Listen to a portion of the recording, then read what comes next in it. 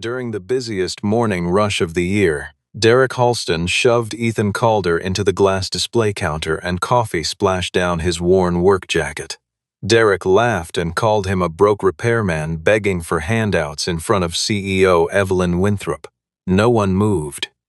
Ethan straightened himself, gathered the fallen folder, and asked Derek whether he was certain he wanted to put his hands on him again. Evelyn rose so fast her chair scraped the floor. She looked at Derek and said, "You just shoved the man who holds the legal right to shut down every location we operate." The entire cafe went silent. If stories like this one keep you watching until the very last word, subscribe now and stay for every turn this one still has left to make. Morning Foundry and Finch hosted the most important gathering in its 20-year history. The cafe was already alive before sunrise, its original copper espresso fixtures gleaming under warm overhead lights and the smell of single-origin medium roast moving through the space like something that remembered itself. The location sat on the corner of a narrow Chicago block where the building's brick face had never been repainted, where the front window still wore the etched script Rachel Calder had chosen in the weeks before the grand opening, and where the floors were the same wide plank hardwood Ethan had sanded himself on a borrowed machine one October weekend 2 decades earlier. Nobody had rescheduled the signing ceremony for the $750 million hospitality acquisition that afternoon, because of weather, staffing shortages, or nerves, and the 12 current members of the Winthrop Coffee and Hospitality Board expected every detail of the flagship to project the kind of effortless excellence that justified 9 zeros on a term sheet. Derek Halston had arrived before 7, before the first barista had unlocked the street-level door, and he had immediately begun turning the cafe into the version of itself that existed only in the reports he submitted to the home office.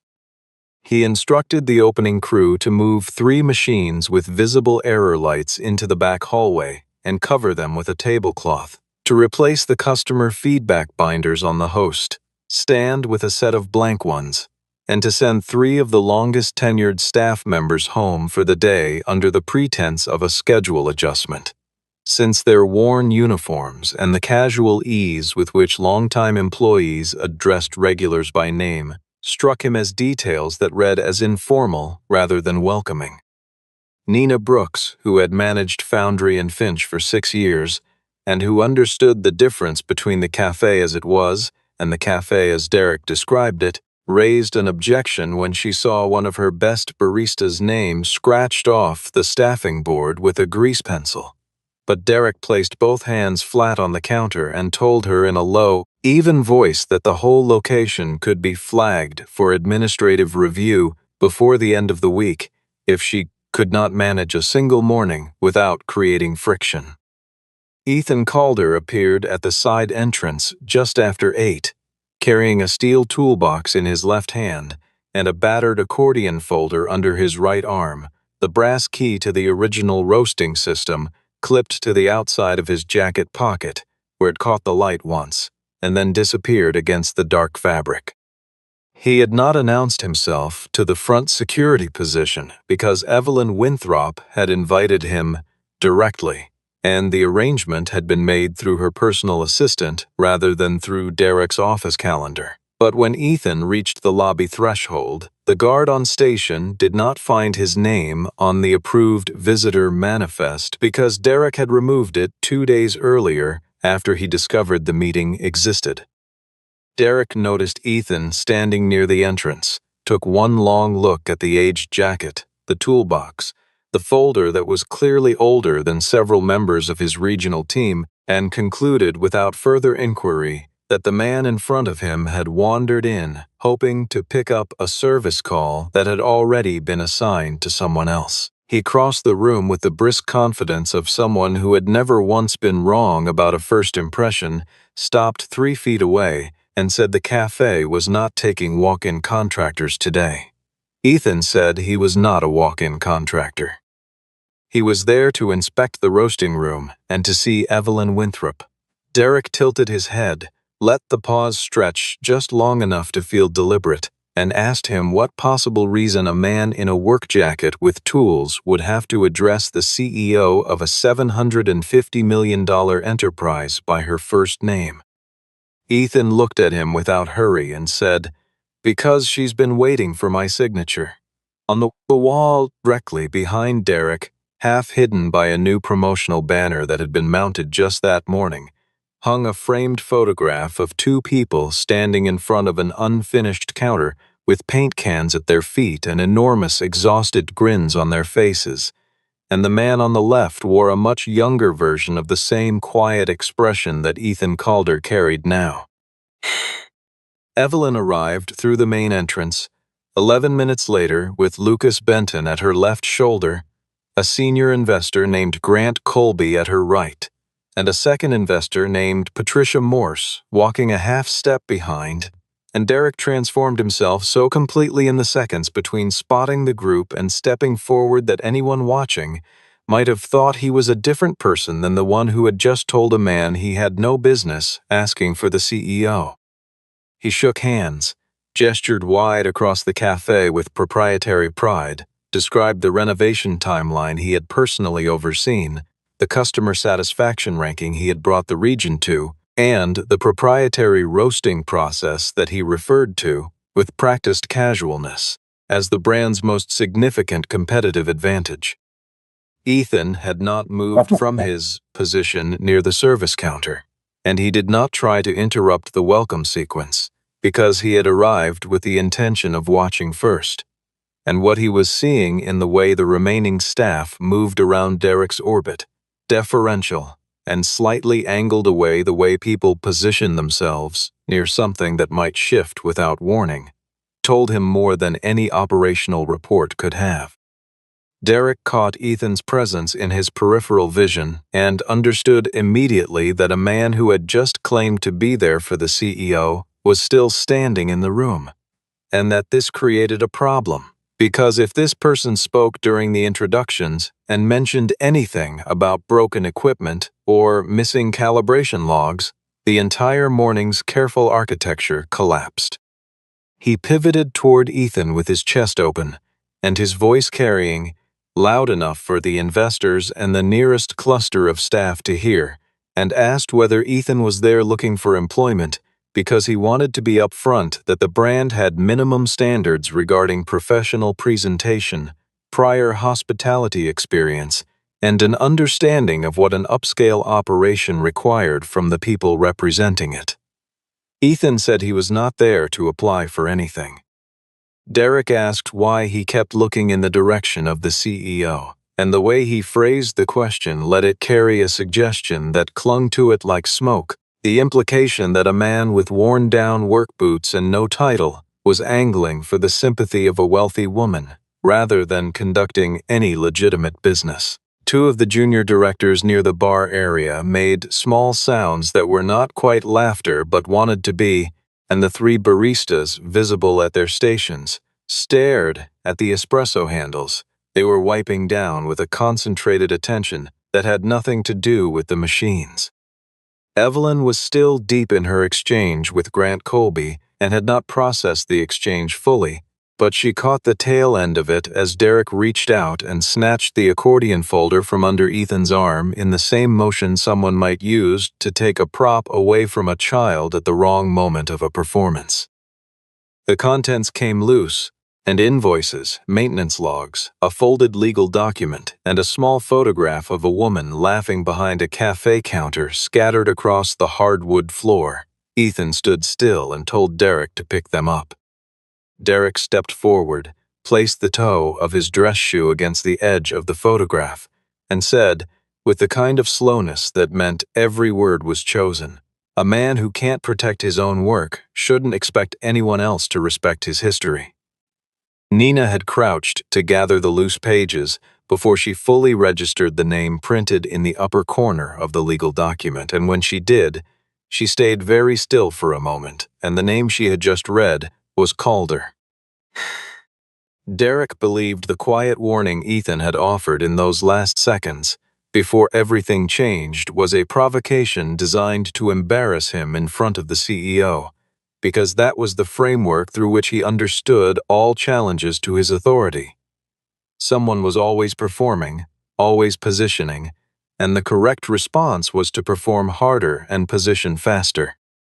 He stepped close to Ethan, placed one hand firmly on his shoulder, and in a voice meant to project managerial resolution rather than anger, told him to apologize to the room for causing a disruption and then locate the service entrance on his own. Ethan did not raise his voice, did not step back, and did not accelerate, and the absence of reaction seemed to compound Derek's certainty that he was dealing with someone who needed to be physically redirected, because stillness without deference read to him as defiance. He pushed, not with his full weight, not with rage, but with the flat dismissiveness of someone removing an obstacle, and Ethan's shoulder met the glass display case hard enough to rattle the cups on the shelf behind it, and a full ceramic mug of coffee that had been resting on the counter edge tipped and emptied itself across the left side of Ethan's jacket and pooled at the base of the dropped toolbox. The room stopped. Not the gradual quiet of a crowd noticing something worth watching, but the instantaneous stop of people who understood without deliberation that something irrevocable had just happened. Derek glanced at the watching faces and said Ethan should count himself fortunate the security team hadn't escorted him out 30 minutes earlier. Evelyn Winthrop had already crossed half the length of the cafe. She reached the display counter, bent down without breaking her stride, and picked up the brass key that had fallen from Ethan's jacket pocket, and she held it for a moment in her closed hand, and then looked at Derek with the expression of someone cataloging an error in real time. She asked him whether he understood who he had just put his hands on. Derek said the man was an unauthorized repair contractor who had been disrupting the operation since his arrival, and who had refused repeated requests to leave. Evelyn looked at him and said, very clearly, "You just shoved the man who holds the patent that runs every roasting system in every location we operate." The investor standing 3 feet to her left stopped writing mid-sentence. Evelyn did not stop.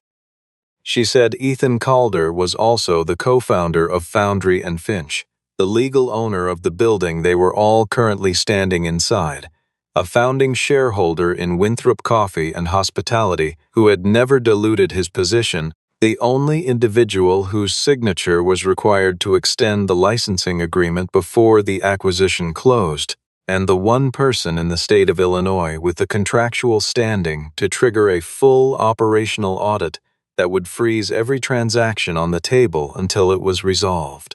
Derek's face lost its arrangement. He pulled it back together in under 4 seconds and said it was clearly a misunderstanding that they could resolve privately. Ethan had not been looking at Derek during Evelyn's list.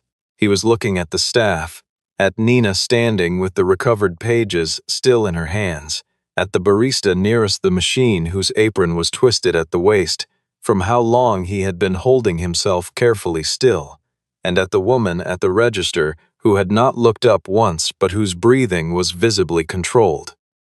He said aloud, to no specific person, "Why didn't anyone step in?"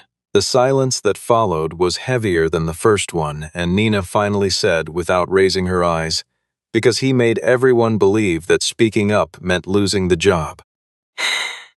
Derek's change of posture was immediate and architectural, the way a man who has spent years building advantages shifts from offense to demolition when the ground moves, because he understood in the seconds after Evelyn's statement that he could not unsay what had already been said in front of 2 institutional investors and the entire floor staff, but he could still reframe what it meant.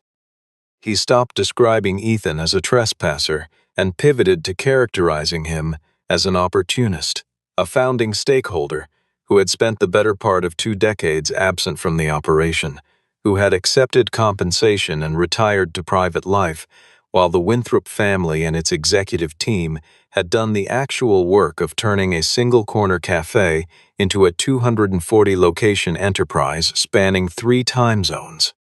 He addressed Grant Colby and Patricia Morse directly, speaking at the tempo of a prepared briefing, explaining that in acquisitions of this scale, it was not unusual for legacy contract holders to surface at strategic moments and leverage dormant rights to extract additional financial concessions, and that the founding documents contained language giving Ethan limited audit privileges that had never been intended as an operational veto, but could be misread that way by someone motivated to delay.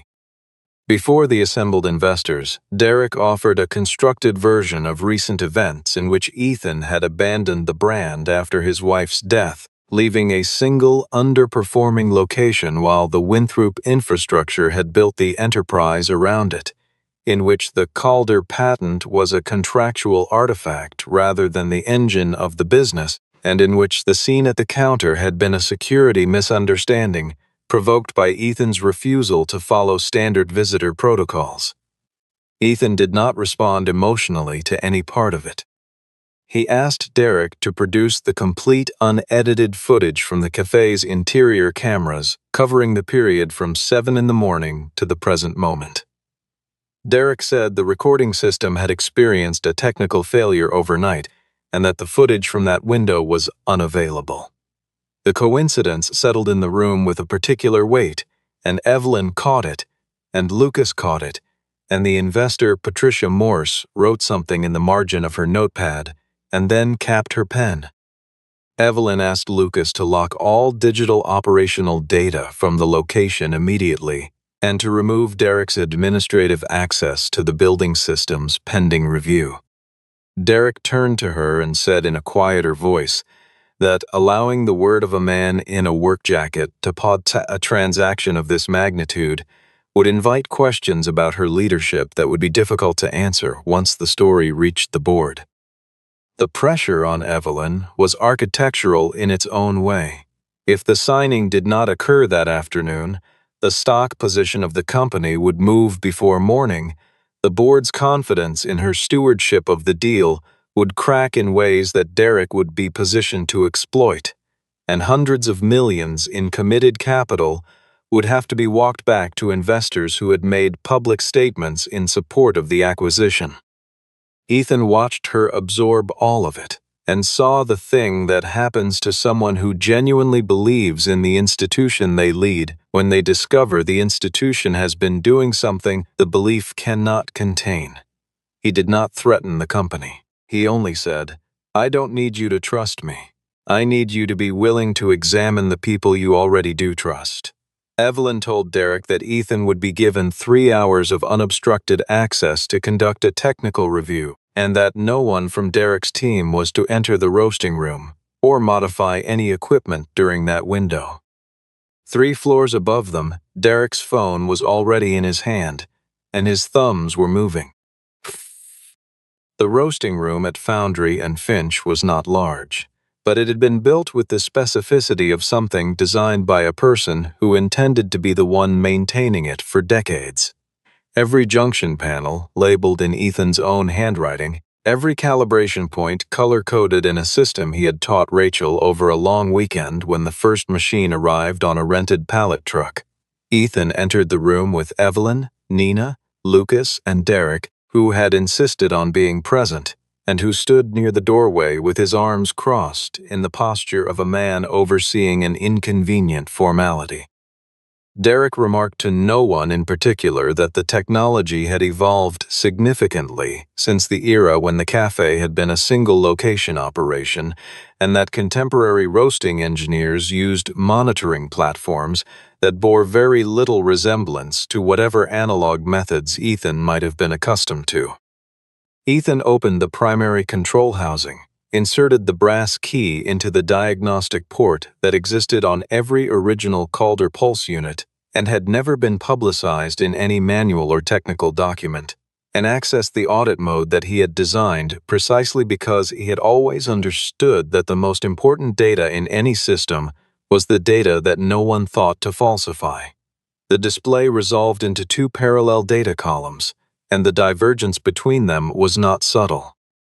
The first column contained the formatted operational reports that had been transmitted to the corporate technical office on a monthly schedule. The second column contained the raw machine logs stored in the onboard controller's isolated memory, and the two records described different cafes entirely. The logs showed that the premium single-origin bean specification required under the Calder Pulse licensing agreement had been replaced with a commodity blend at a price point roughly 40% lower, that the roast temperature curves had been manually adjusted to compensate for the quality differential in a way that technically produced drinkable coffee while masking the substitution from casual tasting, that the automated cleaning cycles had been skipped on a pattern that corresponded to weeks when Derek's regional schedule showed him as based in another city, that the safety filters on 3 of the 4 active burner units had been reinstalled past their certified service limit, and that every automated warning the system had generated over the preceding 14 months had been dismissed from an administrative account registered to Derek Halston. Derek said the data had almost certainly been altered by Ethan himself, possibly during prior visits to the location or through remote access, and he said it in the tone of someone who still believed audibility was the same as credibility. Ethan asked Lucas to check the creation timestamps on each log entry and to cross-reference them against the digital sign-in records from the building's visitor system.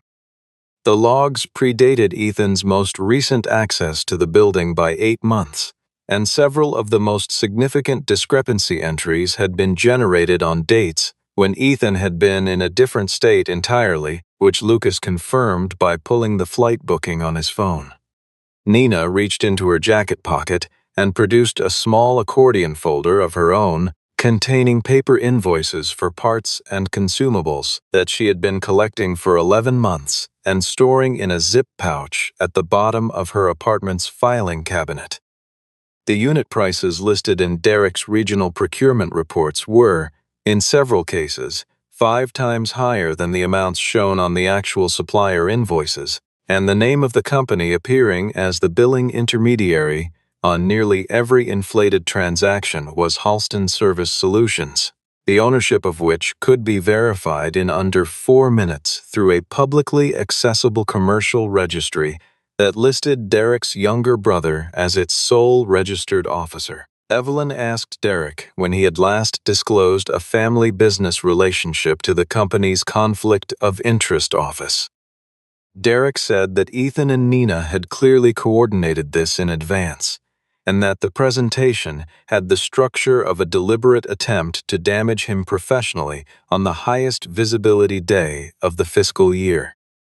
Ethan opened the final directory in the audit log, and there, time-stamped for 11:58 that evening, was a scheduled command string that would have pushed the number 4 burner unit past its thermal threshold in a way the machine's internal failsafe had been partially disabled to permit, and the window in which it was set to trigger corresponded exactly to the time of the evening signing ceremony.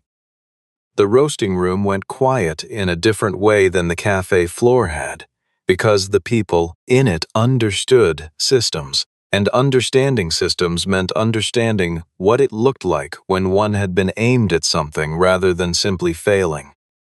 Evelyn stood with her back to the control panel and asked Ethan the question she had been holding since the moment she had retrieved his brass key from the floor. She asked why a man who held a patent generating royalties across 240 locations had spent the last several years accepting service calls for broken refrigeration units in borrowed commercial vans. Ethan took a moment before answering, not because he was uncertain, but because the full answer contained a person he did not offer casually to rooms full of people who had not earned it. He and Rachel had opened Foundry and Finch with the combined savings from 3 years of dual incomes, a short-term loan from Rachel's mother, and a decommissioned industrial roaster that Ethan had rebuilt from component level over 4 months in a rented garage. Rachel had designed the menu, built the service philosophy from first principles, and spent her first operating year learning the names of every regular customer within 2 weeks of their first visit, and Ethan had engineered the roasting process until it did something that no production-scale system had managed before. It produced a cup of coffee that tasted the same on the 100th batch as it had on the first. When Evelyn's father had approached them about a licensing arrangement and regional expansion, Ethan had agreed on 5 conditions that he had written out by hand and insisted be incorporated into the founding contract verbatim. That every employee across the expanded brand be paid a living wage without exception. That quality standards not be adjusted to serve margin targets. That the original foundry and Finch location remain operational in perpetuity regardless of its individual profitability. That the Calder pulse system never be deployed outside its safety specifications, and that the founders retain the right to intervene if any of those conditions were being systematically violated. 18 months after the first licensing agreement was signed, Rachel was diagnosed with a condition that moved faster than the specialists had predicted, and by the time Sadie was 9 years old, Ethan was the only parent she had. He had not abandoned the brand. He had made a choice about which thing he was unwilling to fail at, and once Sadie was old enough to understand the choice, she had told him she was glad he had made it. He kept his shares and his patent rights and his audit privileges, but he had stepped away from anything that required him to be somewhere other than home at a predictable hour. And the service repair work was not a cover story or an act of self-effacement. It was the work that kept him closest to the physical reality of what the machines he had designed actually did in the hands of people who had not built them. He was not poor. He was someone who had decided that a great deal of what wealth was supposed to demonstrate was something he already knew about himself. Evelyn absorbed this without speaking. She had grown up inside the Winthrop name, which meant she had grown up inside the story the name told about itself, and she was now sitting with the knowledge that the actual origin of the thing she ran was a photograph on a wall that her own vice president had covered with a banner advertising a seasonal beverage. She said that the hardest part was not knowing what Derek had been doing. She said the hardest part was knowing that every person in her flagship location had known something was wrong for months and had understood that telling the truth was a faster route to unemployment than staying quiet.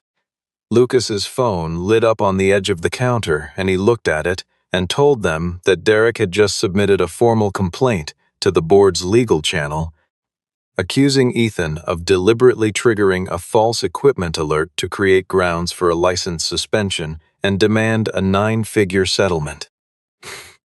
The emergency board session convened by video within the hour, and Derek appeared in the tiled grid of faces with the composure of a man who had rehearsed this particular emergency and knew where all the furniture was in the dark. He described himself to the assembled directors as a regional officer who had discovered an attempt to use founding document privileges as financial leverage, and he described Ethan as a long-absent stakeholder who had chosen the highest value business day of the year to resurface with technical claims that could not be independently verified in the available time.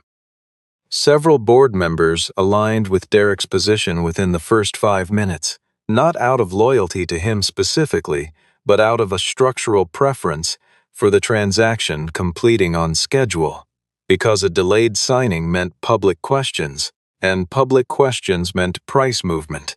And price movement meant phone calls from funds that had been told the deal was closed. The contingent that pushed for postponement was outnumbered because Derek had spent 3 years building board relationships precisely for a moment like this one. One director noted that the founding documents gave Ethan audit rights in specific violation scenarios, but not a general operational veto, and that characterizing his access as a shutdown authority was legally imprecise. Another said that any patent holder absent from active management for 14 years carried a diminished moral claim on operational decisions regardless of contract language. Derek then submitted to the board a diagnostic summary prepared by his own technical team, which he had apparently commissioned sometime in the previous 2 hours. showing that the anomalous equipment command Ethan had identified in the audit logs had been initiated using a founder-level access credential associated with Ethan's original system registration. Ethan studied the document on Lucas's screen and identified within 40 seconds what it actually was. Someone had taken the access credential from the backup controller unit stored in Derek's regional office and used it to generate a log entry that would, if accepted at face value, reattribute the dangerous command to Ethan's own account.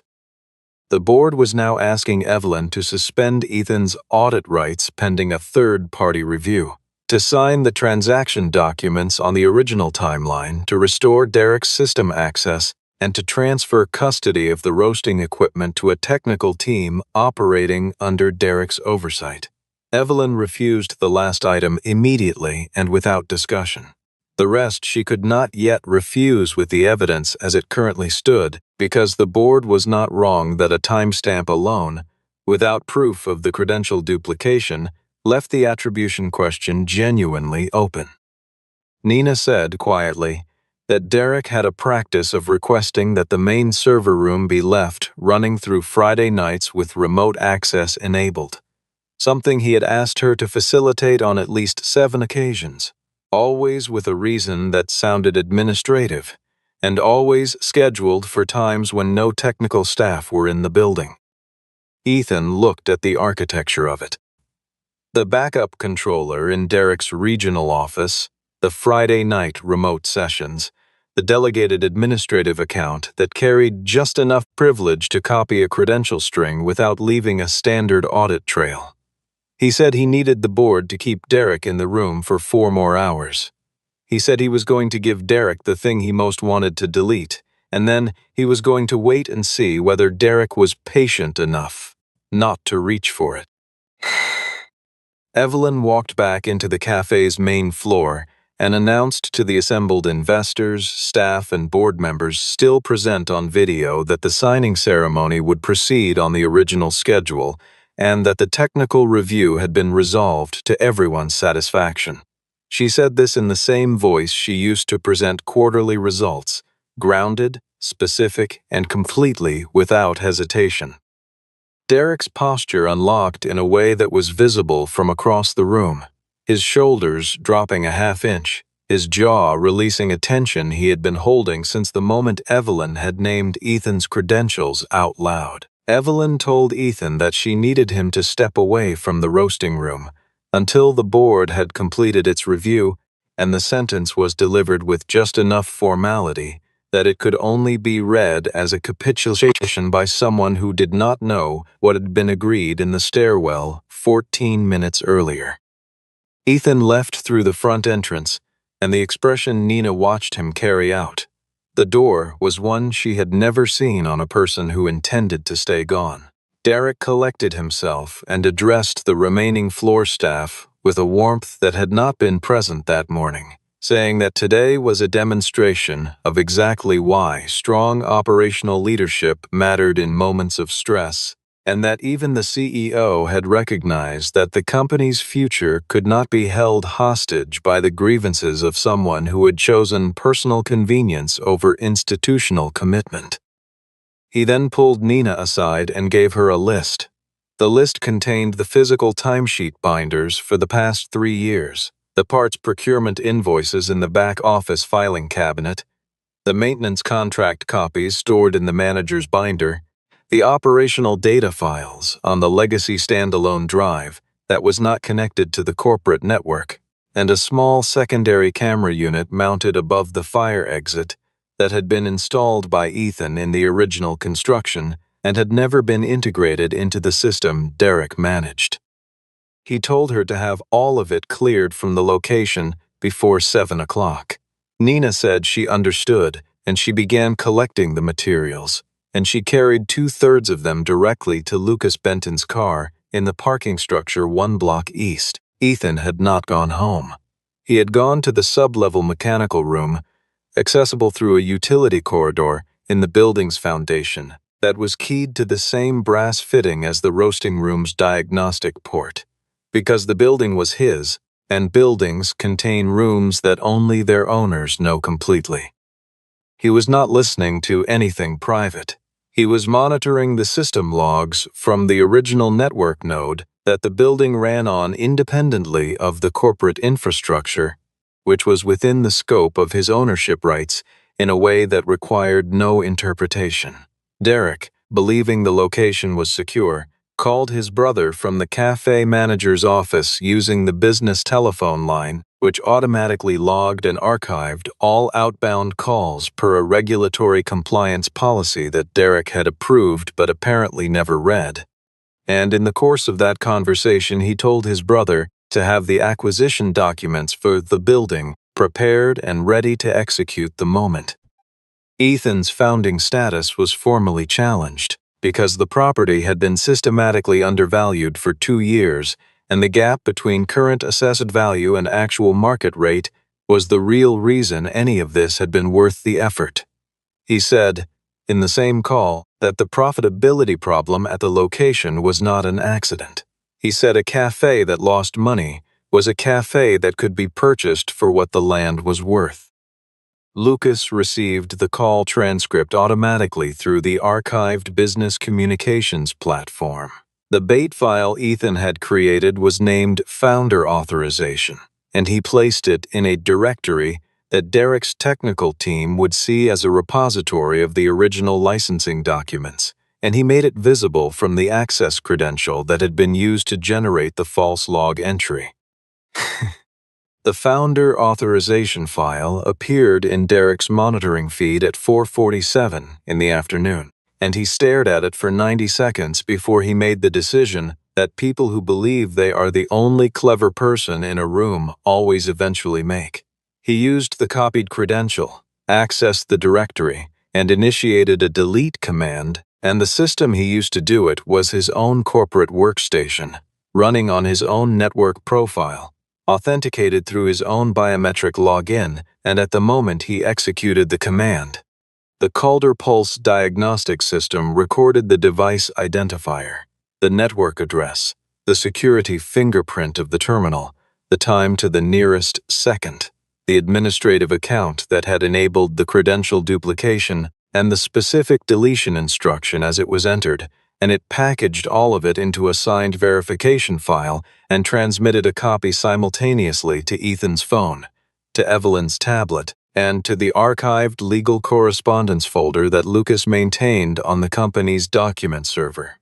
Derek did not know this had happened.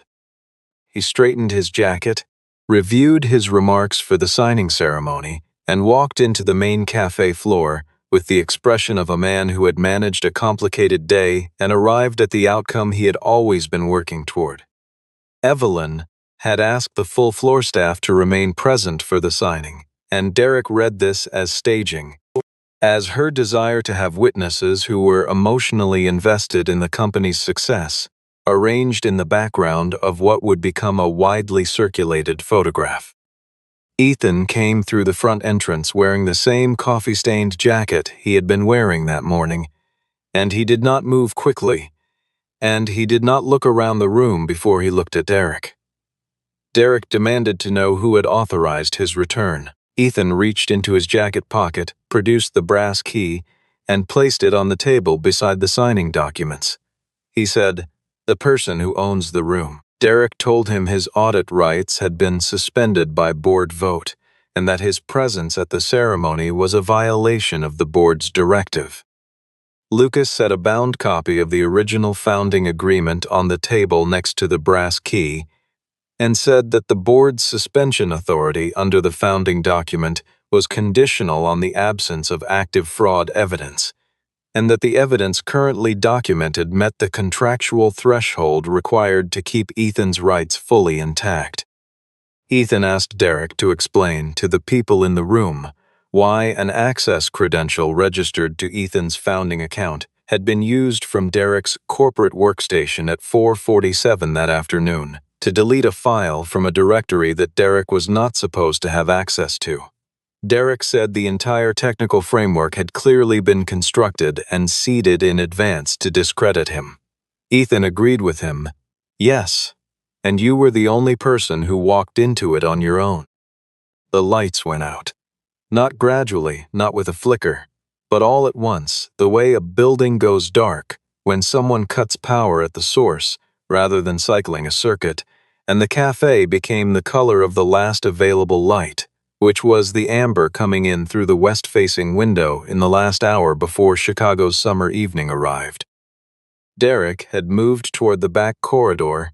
In the same second, the room went black, and he was reaching for the portable storage drive in his jacket pocket when the original Foundry and Finch electrical system, designed by Ethan as a completely independent backup circuit drawing from a dedicated panel that shared no junction with the corporate-managed power grid, came online. The cafe's original incandescent pendant lights rose slowly to their full amber warmth. The central display screen rebooted from the offline server cache.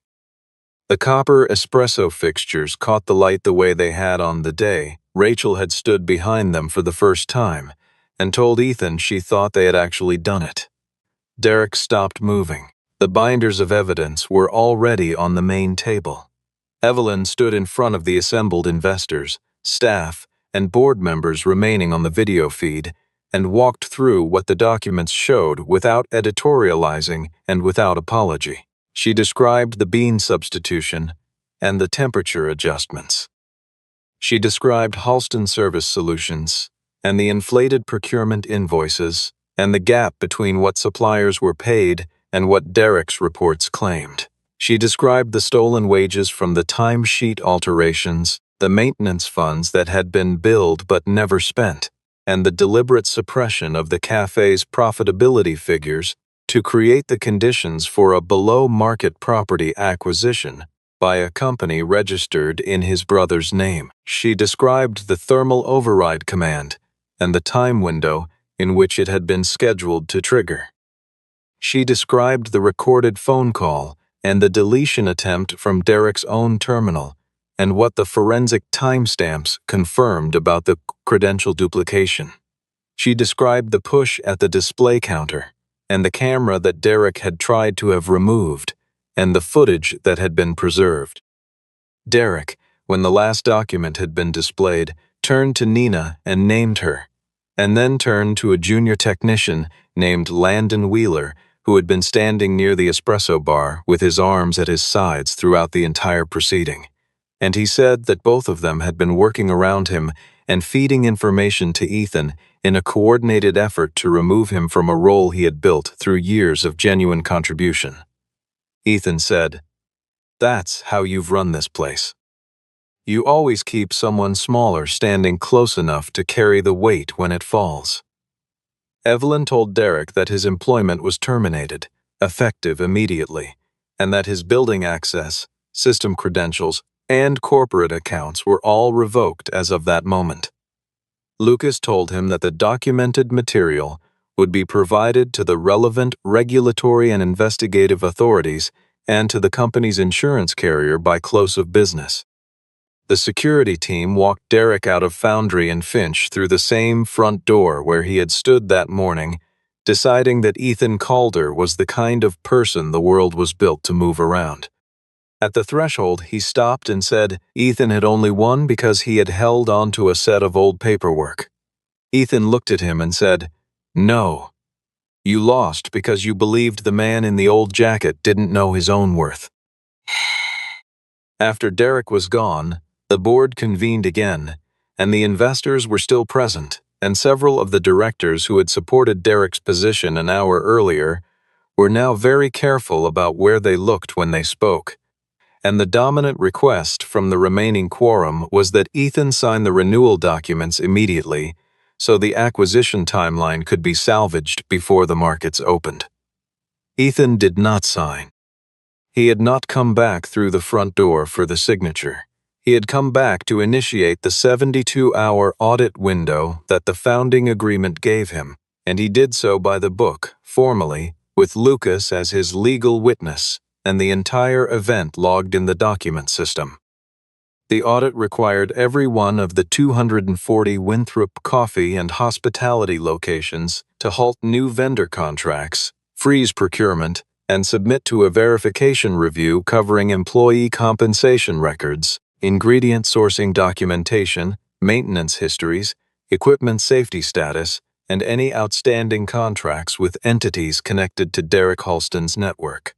The financial exposure was real and significant. A 72-hour operational freeze at that scale, with a major acquisition already announced to the market, was not a formality. Evelyn knew the board would interpret her support for the audit as a stability risk, and she gave it anyway.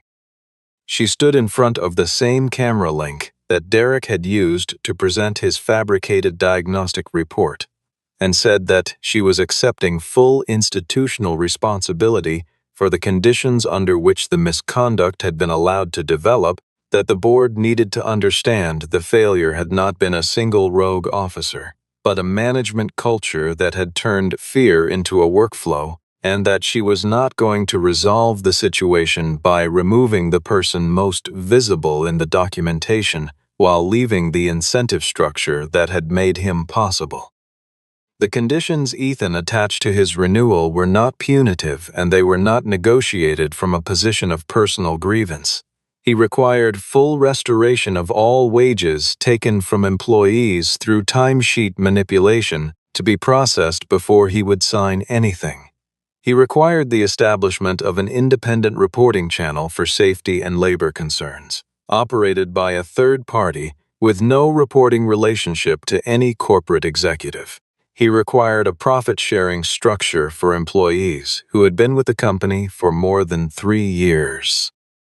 He required a permanent covenant protecting the Foundry and Finch location from closure or sale, regardless of its individual financial performance. He required that the maintenance fund for all locations be subject to third-party auditing on a quarterly basis. He required that every employee at every location have the documented right to refuse operation of equipment they believed to be unsafe without fear of disciplinary action. He required that managerial performance evaluations include structured assessments of how each manager treated the people they supervised.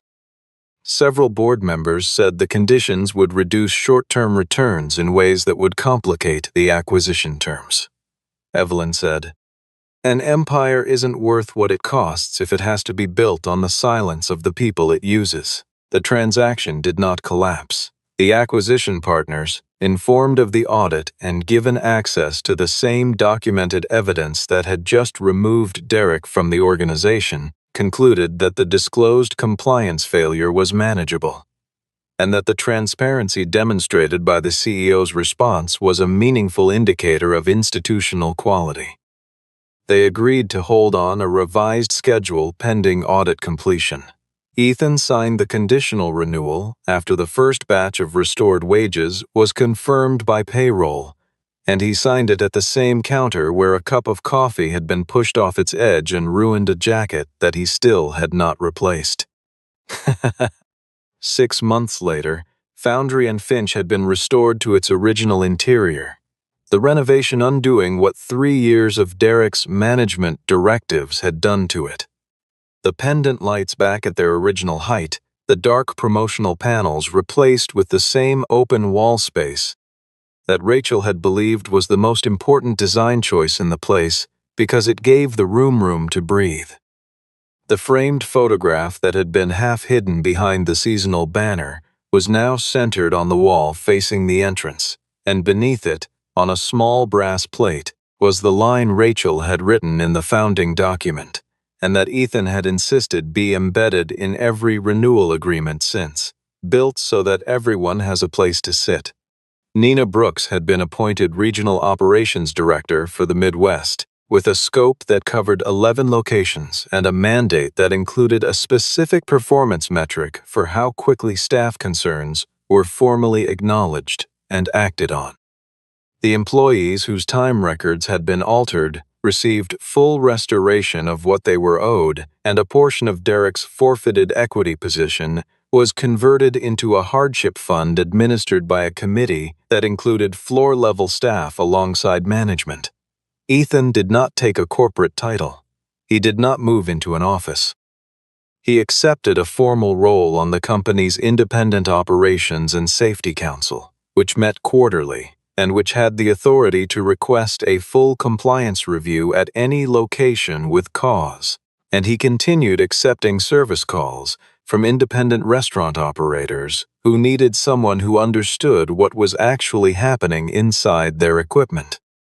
Sadie came to the reopening of the cafe on a Tuesday afternoon in early November, and she stood for a long time in front of the photograph of her parents with the paint cans at their feet and the enormous grins. And she told her father that Rachel would have been deeply satisfied to know that Foundry and Finch had not become the opposite of what they had built it to be.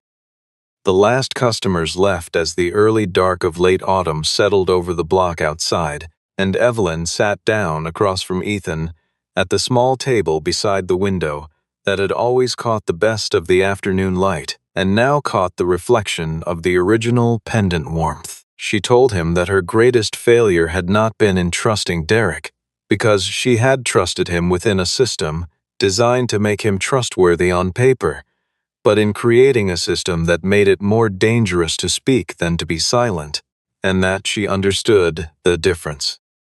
Ethan said that her failure and her correction were both now part of the record, and that the record was the only honest way any institution kept its shape. Evelyn asked whether he believed there was enough trust between them to keep building something together. He said trust was not made in a single afternoon or a single decision, but she had started rebuilding it the right way, and that was more than most people allowed themselves to do. She invited him to dinner on a night with no lawyers present, no board members, no contracts requiring countersignatures. He said yes, but told her they were going to have coffee at Foundry and Finch first. As the two of them were fishing, a young staff member who had started the previous week came to clear the table, glanced at Ethan's jacket, and asked whether he was the repair technician who had been in earlier. He smiled and said, "Yes, I fix things that other people have decided are too far gone to save." Evelyn looked around the cafe that had once gone silent out of fear, now full of voices layered over each other in the easy way of a room where people felt comfortable staying longer than they needed to, and she thought about the single father in the worn jacket who had been shoved into a glass counter in front of everyone, and had not fallen, and had not run, and had not taken the empire. And she understood that what he had done instead was make it worthy of the woman whose name still lived in the etching on the front window.